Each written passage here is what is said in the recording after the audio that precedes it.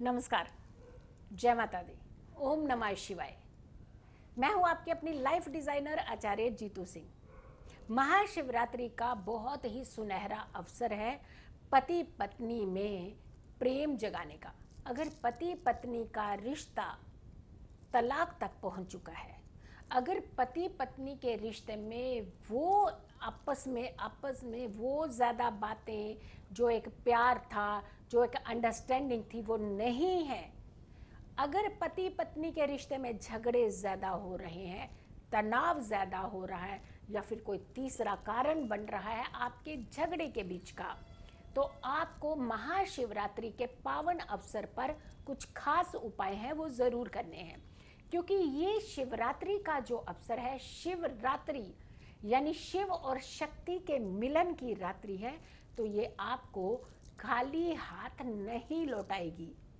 दूसरी बात, पहला शाही स्नान यानी कुंभ का पहला शाही स्नान भी है, धनिष्ठा नक्षत्र भी है, शिव योग भी है, और ऐसे में दो मुख्य प्लैनेट उदय हैं यानी गुरु और शनि उदय हैं। आपको अपने रिश्ते को बचाने के लिए एक खास उपाय है जो इस महाशिवरात्रि आपने ज़रूर करना है, क्योंकि सिर्फ आप ही का रिश्ता दांव पर नहीं है। अगर घर में बच्चे हैं तो बच्चों के ऊपर इसका प्रभाव बहुत ज़्यादा पड़ता है, और अगर आपके घर में बड़े बुजुर्ग हैं तो वो भी आपके रिश्तों के चलते तनाव में रहते हैं। ना तरक्की होती है पति की और ना तरक्की होती है पत्नी की।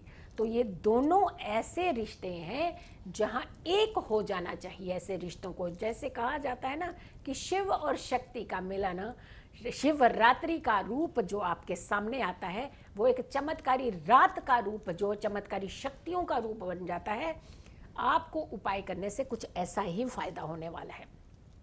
अब बात करते हैं कुंडली में ऐसे कौन से योग होते हैं जिसकी वजह से ये रिश्ता बड़ा ज़्यादा कमज़ोर आ जाता है। कुंडली में अगर शुक्र नीच में है, यानी चाहे पुरुष की कुंडली हो या फिर महिला की कुंडली हो, अगर शुक्र नीच के हैं तो वो आपस में प्यार होने ही नहीं देंगे। वो आपस में एक कड़वाहट पैदा करते ही रहेंगे। वो आपस में एक दूसरे के प्रति खिंचाव नहीं पैदा करने देंगे। ये कहीं ना कहीं आपको उलझा करके रखेंगे, आपसे दूर रखने का आपसे प्रयास करेंगे। षष्टम और अष्टम भाव, छठा भाव और आठवां भाव, ये झगड़ों को रूप दे देता है। और खास करके शुक्र अगर नीच के हैं, 6 और 8 में है, तो और ज़्यादा दिक्कत करते हैं। और अगर शुक्र सप्तमेश है तो वो और भी ज़्यादा आपको परेशानी कर सकता है। अब आते हैं दूसरा फैक्टर, कुंडली में सप्तम भाव में अक्सर कहा जाता है कि सप्तम भाव में मैलेफिक प्लैनेट यानी नेगेटिव प्लैनेट आपको परेशानी देते हैं। जैसे सूर्य आंशिक पापी कहा जाता है, यानी कम मैलेफिक है, बट है मैलेफिक की गिनती आती है। राहु है, केतु है, मंगल है, शनि है। ये ऐसे ग्रह जब इनका प्रभाव आपके 7th हाउस पर, 7वें भाव पर ज़्यादा रहता है, तो भी आपके साथ कुछ ऐसी ही सिचुएशन बनती है जिसके चलते आप दोनों में अंडरस्टैंडिंग नहीं होती है, यानी ये रिश्ता खींचतान करते करते तलाक की कगार तक ले जाता है। लेकिन एक सुप्रीमो पावर है, एनर्जी है ऊपर वाले की, जो एनर्जीज आपके इस रिश्ते को फिर से बचा सकती है।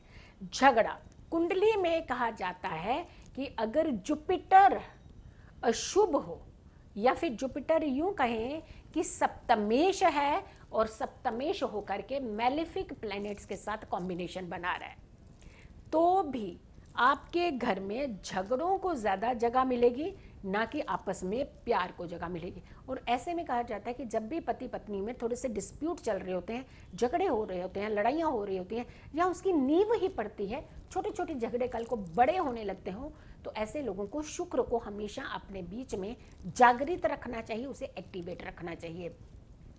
घरों के अंदर सुगंध का प्रयोग ज़्यादा करना चाहिए। महिलाओं को हमेशा स्वच्छ साफ वस्त्र धारण करने चाहिए, खूबसूरत बने रहना चाहिए। उन्हें हमेशा मेकअप का प्रयोग ज़रूर करना चाहिए, और अपने बेडरूम में खास करके खुशबू का वातावरण बना करके रखना चाहिए।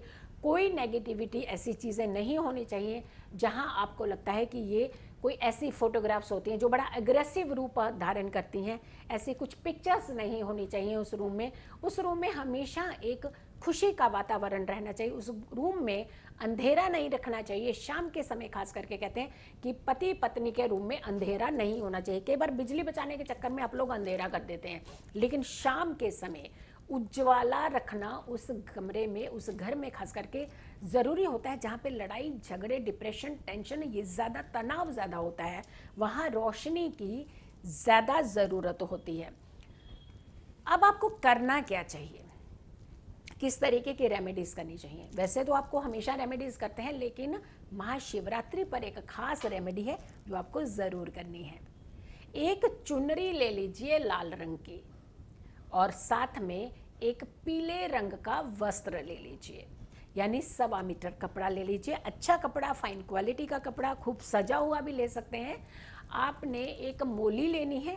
मोली में आपने 7 गांठें लगानी है, यानी एक लंबा टुकड़ा मोली का ले लीजिए, उसमें 7 गांठें लगा लीजिए। एक गांठ, एक शोर जो है वो आपने दुपट्टे के साथ, एक कोने के साथ बांधना है, और दूसरा उसका दूसरा हिस्सा, दूसरी साइड का हिस्सा है जो कपड़ा हमने आपको बताया है पीले रंग का कपड़ा, उसके एक कोने के साथ बांध देना है। अब वो कपड़ा जो है, जो उन दोनों को जोड़ने का बीच में कारण बना रहा है, वो है आपका शुभ मांगलिक, वो रक्षा सूत्र, वो एक ऐसी गांठें 7 जो आपकी जिंदगी में जितनी कड़वाहट है उसको खत्म करेंगी। शिवरात्रि की सुबह आपने इस कपड़े को ले जाना है, इस दुपट्टे को ले जाना है, और जो दोनों को जोड़ता हुआ वो धागा है वो भी साथ ही जाना है। माँ पार्वती को आपने चुनरी ओढ़ा देनी है, और आपने भोलेनाथ को वो अंग वस्त्र अर्पित कर देना है, और जो धागा है वो दोनों के बीच में बंधा हुआ है। वहाँ जा कर के आपने एक माला ओम नमः शिवाय के मंत्र का जाप करना है। शांति से बैठ जाइएगा, और आपने जब अपनी मनोकामनाएं मनानी होती हैं तो आपको सरेंडर भी करना आना चाहिए। शून्य हो जाइए, यानी एकदम शांत होकर, एकाग्र होकर के माँ के आगे आराधना कीजिए, क्योंकि वहाँ उस दिन माँ की बात बहुत मानी जाती है। माँ पार्वती की बात बहुत मानी जाती है। भोलेनाथ तो 1 सेकंड में उनकी सारी बातें मानते हैं, अपनी शक्ति की बात बहुत मानते हैं उस दिन। तो आपने आराधना करनी है, माँ के आगे आराधना करनी है, फिर उसके बाद आपने भोलेनाथ के आगे आराधना करनी है कि आपके रिश्ते को एक नया मोड़ मिले, एक नई ब्रीद मिले, एक नई हैप्पीनेस मिले। यकीन मानिए आपका रिश्ता सुरक्षित हो जाएगा। वो प्यार जो शुरुआत में आपकी शादी होते ही प्यार था, वो प्यार फिर से बढ़ जाएगा। अगर रिश्ता आपका किसी कारणवश तलाक तक पहुंचा है तो वापस आ जाएगा। जो केस हुआ है वो वापस चला जाएगा, यानी पति पत्नी साथ में रहने लगेंगे। खुश रहिए, स्वस्थ रहिए, पॉजिटिव रहिए। पॉजिटिव रहते हैं तो हर समस्या से हम दूर रहते हैं। अगर आप लोगों ने अभी तक मेरे चैनल को सब्सक्राइब नहीं किया तो ज़रूर कीजिएगा, और नोटिफिकेशन यानी बेल आइकन ज़रूर प्रेस कीजिएगा। अगर आप अपॉइंटमेंट लेना चाहते हैं तो जो नंबर दिए हैं उन नंबर पर कॉल करके आप पर्सनली अपनी कुंडली का विश्लेषण करा सकते हैं, अपनी कुंडली का कंसल्टेंसी पर्सनली भी ले सकते हैं। तो इस वीडियो को बहुत सारे लोगों तक पहुंचाइएगा। खुश रहिए, स्वस्थ रहिए, पॉजिटिव रहिए। जल्दी हाजिर होंगे एक अच्छी वीडियो के साथ। तब तक के लिए नमस्कार, जय माता दी, ओम नमः शिवाय।